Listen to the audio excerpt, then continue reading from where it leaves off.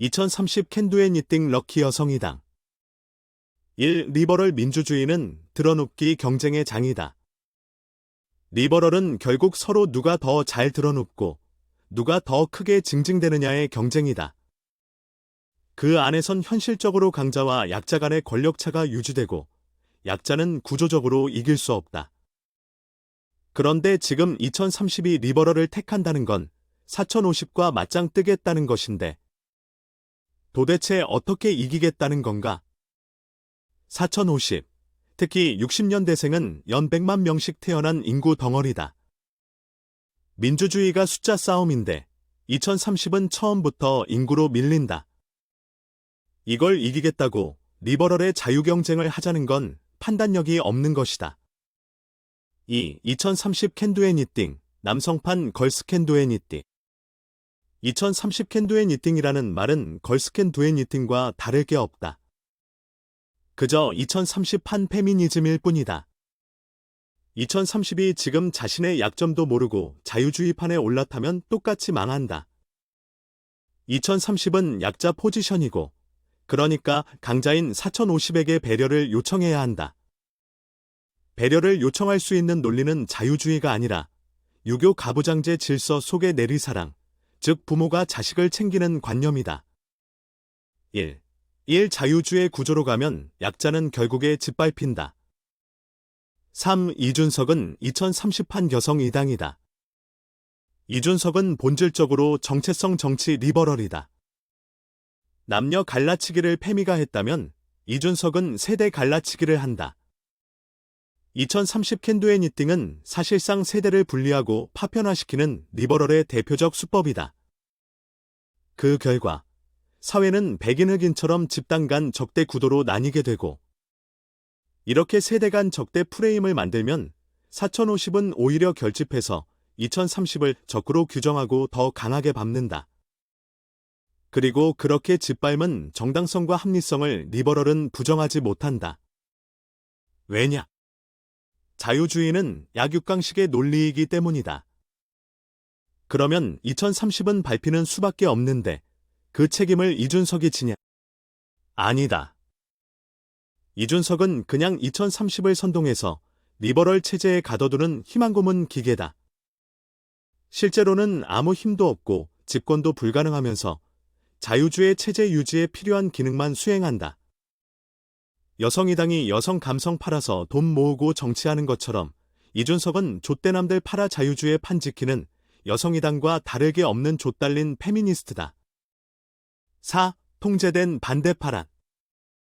통제된 반대파, 컨트롤드 아포지션은 정치적 또는 사회적 맥락에서 사용되는 개념으로 표면적으로는 기득권, 주류 세력에 반대하는 것처럼 보이지만 실제로는 핵심적이고 본질적인 문제를 회피함으로써 진짜 문제의 원인으로부터 주의를 돌리게 하고 은밀히 그들의 아젠다를 구현하도록 조정되거나 이용되는 인물, 단체 혹은 운동을 말한다. 기만적 역할, 통제된 반대파는 일반 대중에게 반대 세력이 있다고 믿게 만들어 그들의 분노나 저항을 안전하게 통제 가능한 범위 내로 유도하려는 목적을 가진다고 여겨진다. 신뢰 분산, 대중이 진짜로 급진적이고 효과적인 반대 운동을 조직하기 전에 통제된 반대파가 먼저 관심을 끌어 해당 에너지를 흡수해버린다. 이른바 가두리 양식인 것이다. 정치운동에서 급진 세력을 자처하지만 실제로는 체제 내에서만 활동하며 근본적인 변화를 추구하지 않는 인물들이 대표적이다.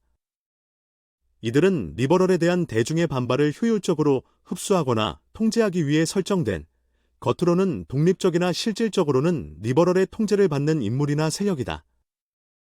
5. 자유주의는 2030에게 유리하지 않다. 자유주의가 작동하면 4050은 자기들 표로 자기들 연금 챙기고 2030은 아무리 발버둥쳐도 이길 수 없다. 경제적, 합리적, 이기적 관점에서 보면 4050이 2030을 짓밟고 이익 챙기는 게 맞는 판단이다. 그렇다면 2030은 어떻게 해야 하나? 합리 경제 이기심이 아니라 부모가 자식을 챙기고 선배가 후배를 챙기는 유교적 보호 논리를 써야 한다. 그런 전통 질서 안에서만 2030이 살아남을 수 있다. 6위 왜 4050은 이준석을 좋아하는가? 이준석은 2030의 편을 드는 것처럼 보이지만 실제로는 4050의 기득권을 보존해주는 역할을 하고 있다. 왜냐하면 그는 2030이 정치체제에 불만을 갖지 못하게 하고 체제 내부에서 희망 고문을 당하게 만드는 역할을 하기 때문이다. 자유주의 이름으로 2030 선동하고 실제로는 체제 유지시키고 실제로는 집권도 불가능한 구조에서 계속 2030만 시스템에 가둬두는 기능을 하고 있다. 그래서 586 엘리트들이 이준석 제일 좋아한다. 언론도 이준석 띄우는 이유가 바로 그거다. 7. 리버럴 정치 파편화 플러스 적대화. 리버럴 정치란 건 세대를 쪼개고 성별을 쪼개고 계층을 쪼개서 서로 싸우게 만드는 정치다. 이준석은 그걸 세대 버전으로도 구현하고 있을 뿐이다.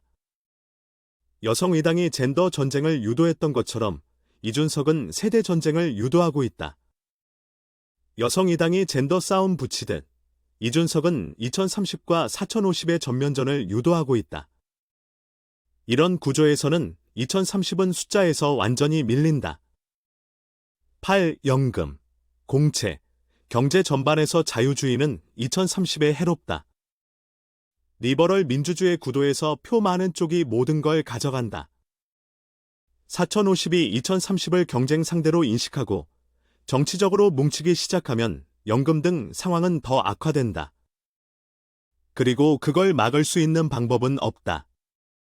자유주의는 약자에게 보호도 없고 도리도 없다.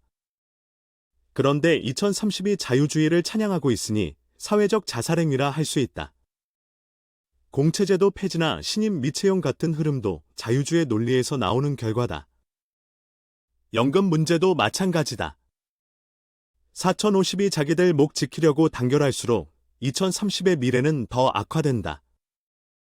자유주의가 만드는 건 경제적 합리성의 전쟁터고 그 전쟁에서 2030은 무조건 패자가 된다. 9. 유일한 대안은 유교 가부장제의 보호 논리다. 2030이 생존하려면 자유주의에서 싸우는 게 아니라 유교적 전통 질서에 기대야 한다. 부모가 자식을 돌보는 구조, 선배가 후배를 챙기는 구조, 국가가 가정을 책임지는 구조에서 2030은 보살핌을 요청할 수 있는 것이다. 표적은 약자는 강자와 맞붙어 이길 수 없다. 결국은 나를 보살펴 달라는 감성 어필밖에 방법이 없다. 2030은 전투적으로 대항할 게 아니라 배려를 구하고 보호를 요청하는 입장을 취해야 한다. 이게 인간적이고 이타적인 질서다. 자유주의는 그것을 부정하고 각자 도생과 이기주의만 남긴다. 리버럴식 세대 정치, 정체성 정치 따라가면 패미와 똑같은 꼴 난다. 그러니 2030이 살 길은 자유주의가 아니라 전통가치에 호소하는 것뿐이다. 10. 정리. 자유주의로는 2030이 생존할 수 없다. 족벌럴 체제는 2030을 말려 죽인다. 리버럴은 4050이 단결해서 2030을 찍어 누를 수 있게 만드는 시스템이다. 리버럴의 자유주의파는 4050에게 최적화된 전쟁터다. 이 체제 안에서는 강자는 강자일 뿐이고 약자는 그저 밟힐 뿐이다.